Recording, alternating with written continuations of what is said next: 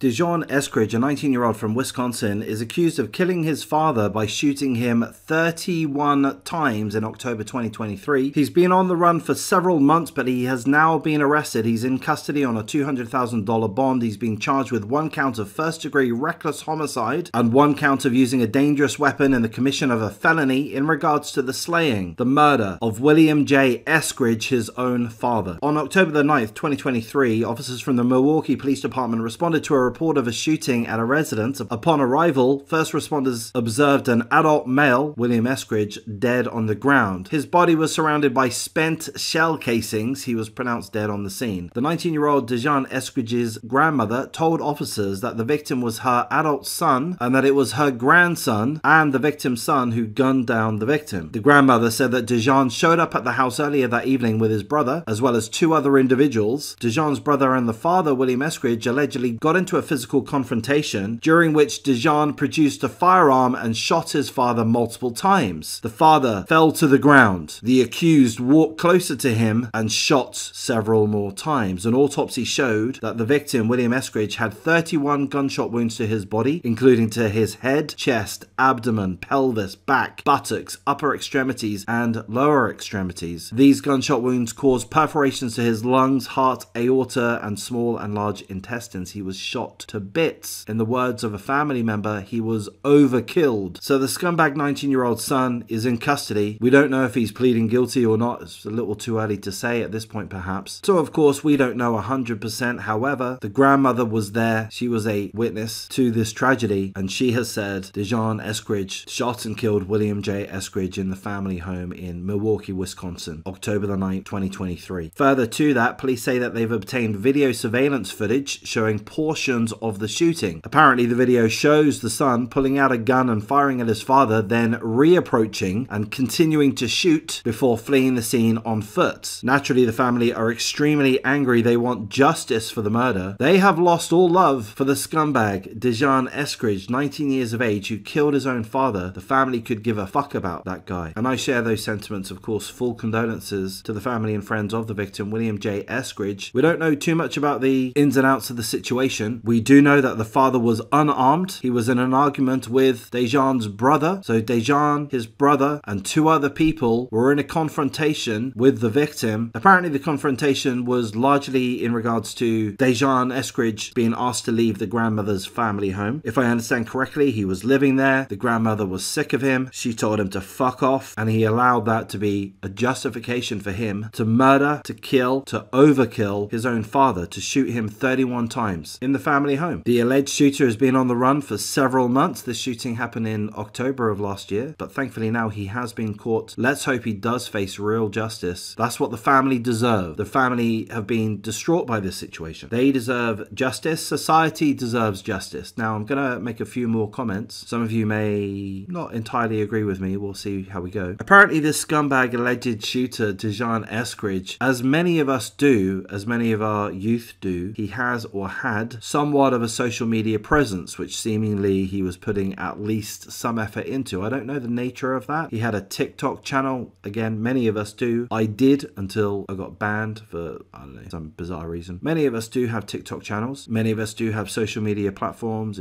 or channels in one way or another. So I don't know the true nature of his TikTok videos. I've not checked it out, but he seems to flex money. And my take on it, my prejudgment, my perhaps arguably biased and prejudiced speculation is that he was either pretending to live the gang lifestyle, the thug lifestyle, or indeed he was living the thug lifestyle. I would think that he was living the thug lifestyle. He allowed himself to walk into his grandmother's home and over a relatively minor dispute, an understandable, reasonable dispute, seemingly the grandmother no longer wanted his gangster ass in the house. That's her right. She's not obliged to house this 19-year-old. He used that as a justification to shoot his father multiple times, 31 times. Does that come out of nowhere? I don't think so. I think that comes out of a gang mentality, a criminal mentality, a murderous mentality. I would think that he's entrenched in crime, in gang activity. That's my guess. Prejudiced guess, perhaps. But I mean, look, that's based on the actual event and the few images, the handful of images that I've seen of him. You know, there's one image within the little video in the background, which shows him flexing money, very much how gangsters do, you know. That doesn't prove that he's a gangster, but I don't know. Maybe I've just gone on a bit of a tangent. Whether or not he's a gangster is perhaps irrelevant. Perhaps irrelevant. Perhaps it isn't. So I'm going to make a little point on that, you know. And I'm a hypocrite. I listen to hip-hop music. I find it invigorating. I listen to drill rap, which talks about thug life, gang life, killings, murders, and all of this kind of thing. I listen to that and I enjoy it. So I admit, I acknowledge that I am a hypocrite when I say that it's a real shame that the youth are exposed. You know what? I'll just say I was exposed to this as well when I was young, but perhaps it's more so than ever. The youth are exposed to a celebration of the gang lifestyle. They're exposed to that through music and fashion. Can I say they're exposed to that through eubonics? I might even be using the wrong word, but am I allowed to say that? You know, there is a gang culture. It's not exclusive to African Americans. It's not exclusive to residents of America. You obviously have gang culture in other countries,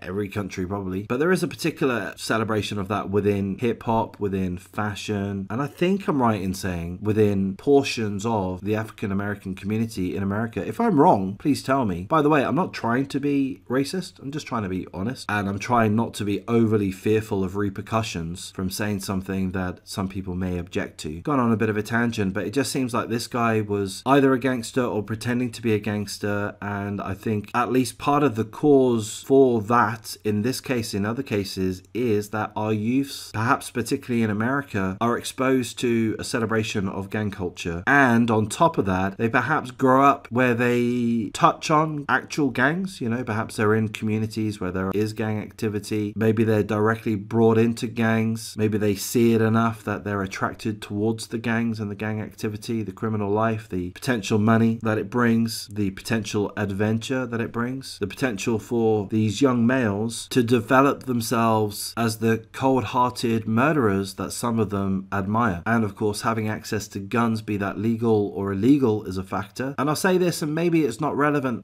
You guys in America, your youths in America, your gang member youths have access to whatever guns they want, pretty much. AKs, Dracos, Glocks, and even the Glocks, even the pistols, your 9mm. They are very sophisticated weapons at this point. By the way, I don't really know what I'm talking about. I've never fired a gun. I've never held a gun. But my understanding is that if you were to go out and buy a Glock, which costs less than $1,000, maybe even less than $500 US, they're pretty cheap. If you go out and buy a Glock, it's a good gun. It's a good quality gun. I believe they're relatively easy to use, to fire, compared to previous generations of guns. Perhaps I've got that wrong. But in addition to that, and perhaps more importantly, there are illegal switches. There are illegal extended magazines, extendos, drum magazines. The switches turn the Glocks into, I'm going to say fully automated guns. Perhaps I've got that wrong, but effectively they can fire as fast as a machine gun. Again, I don't know if that's relevant in this case, but this scumbag allegedly shot his own father 31 times in a short amount of time. So I presume it is relevant. How many guns did he have? How many magazines did he have? How much ammo did he have? Did his gun have a switch on it such that he was able to fire so many gunshots in quick succession? I think perhaps not, because the grandmother has made no mention of that. There's no mention of that within the article, but I would presume he had an extended magazine or multiple magazines. Is this subject irrelevant? No, not entirely, because I'm going to say, in my opinion, you may disagree, that a law-abiding citizen does not need to carry around with them, even if it is legal, a gun with an extended magazine or a gun with multiple magazines. That's just not a normal thing to do. That's something that an active gang member would do. Something that someone who feels that they might be in a situation where they need to or would want to fire multiple times, that's when they're going to want to have extended magazines, extendos, and or switches on the guns. So I would think that this guy is a gang member. Not 100% on that, but that would be my guess. He also managed to evade the cops for several months. He's only just been caught and captured, so been on the run since October 2023. So that's more than 3 months. Did he have help from other gang members? I presume so. And I would presume that they would potentially be found guilty or be guilty of aiding and abetting. Perhaps that will include his brother. So it's an absolute fucking mess. The scumbag allegedly created this situation, ripped an innocent man from this earth, took his life, took him away from his family, from his friends. We're not told if he has any children. Took him away from his own mother over some minor dispute. It's pathetic. So again, I'm going to be a bit of a hypocrite. I do listen to hip-hop music. I'm going to go and listen to some later this evening. I find it invigorating, but it is a shame because some people are overly affected by the music. And I hate saying that, I sound like such a fuddy-duddy. I don't think it's just the music, I don't think it's just the video games or anything like that. I just think that the prevalence of the celebration of gang culture, particularly in and around, I'm going to say the term, the urban youth, African American youth, but not exclusively African American, it's just too pervasive. It's having too much of an effect, and I feel that that effect, that influence on the youth, on some of the youth, when connected with exposure to actual gangs, seemingly it's aiding the recruitment process. These young men admire the gang lifestyle, and look, down the road there's gang activity. Oh look, my mate knows some of the gang members. Oh look, I'm being approached to ask if I want to join the gang. Obviously I've given a simplistic description there from someone who doesn't know what the fuck they're talking about, but you know, if you have exposure to something, you're going to be more inclined to be roped into that situation. Anyhow, I think I've gone on this subject a little bit too long, so I'm going to wrap things up at this point. If you appreciate the coverage, please do like, comment, subscribe, share the video as you see fit. Don't join my memberships, please. Thank you for those that have, but don't. Not until I make a few improvements, notably consistency. I have been trying to make a stack load of videos, both short videos and longer videos, and I'm just finding it's too much for me. I've just got to let myself reduce the amount that I do, or reduce the amount that I expect myself to do, and just see what happens. Not really care about it as much. I welcome your feedback in that regard or any other regard, but in regards to memberships, I'd love to have a stack load of members. I don't think that's going to happen in a hurry, and I don't think I deserve that when I'm so inconsistent. So just let me work on the consistency. Once that's figured out, jump on board. But I'll thank you for your time. Take care.